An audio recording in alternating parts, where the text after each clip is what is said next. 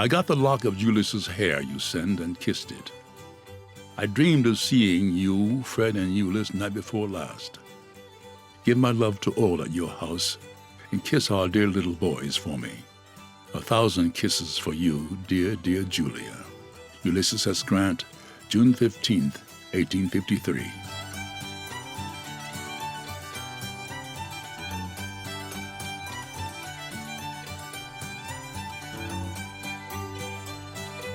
Family is a sacred institution. It's where we turn to find peace and understanding. For Ulysses S. Grant, family provided a sense of balance in an otherwise unbalanced world. Often missing in the story of Grant, the general, or Grant, the president, is Grant, the family man. This was the center of his life. This was the anchor of his life. This was the balance in his life. Born and raised in Point Pleasant, Ohio, Ulysses Grant was a son of a successful tanner, Jesse Root Grant, and his wife, Hannah Grant.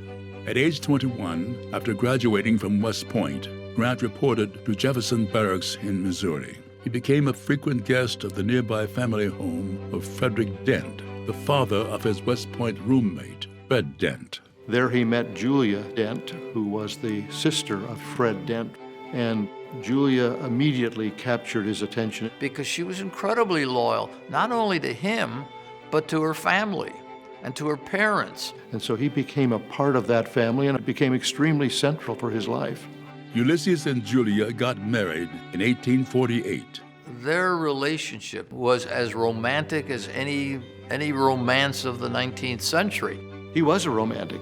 People would find him 35 years later in the White House like a bunch of shy lovers holding hands with each other. Ulysses and Julia started a family of their own in 1850. The children are a fascinating group. There's 3 boys and 1 girl. Fred was the firstborn child, and when the Civil War began, he was only 11 years of age. The second boy, who they called Buck, was a more sort of settled boy. He went into finance. The third was Nellie, the daughter of the family, the kind of apple of her father's eye. And then the last child was the humorous one. Jesse is a young character, I think would be the best way to put it. When the war took Grant to Vicksburg, it took him away from his beloved family. So the general sent for his son to join him. You will see from my letter that I want Fred to come and stay with me. Keep the balance of the children with you until you can join me. Kisses for yourself and children, dear Julia. But he feels very, very strongly that he's got to have some member of the family near him. And when Nellie is married and moves to England, this throws off some of that balance. President Grant, a loyal, doting father to his only daughter, wept openly at Nellie's wedding. The wedding was the event of the year. And Ulysses was so filled with emotion that he just cried through the whole wedding. The sadness of knowing that she was then going to live in England, this became extremely difficult for him. 3 years later, after leaving the White House, Grant got a chance to visit Nellie in England when he, Julia, and Jesse embarked on a 2-year trip around the world. This is another part of the family story, that he would not travel simply with Julia, but he would travel with Jesse, that the family would do this together. And it speaks of what the family meant to both of them.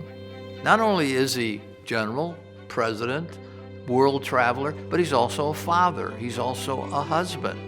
And he takes those roles very seriously. His character is shaped by the family, even as he is convinced he wants to shape the character of his children.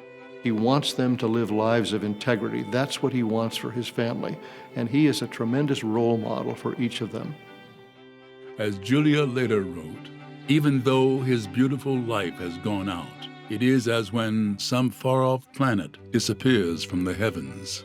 The light of his glorious fame still reaches out to me, falls upon me, and warms me.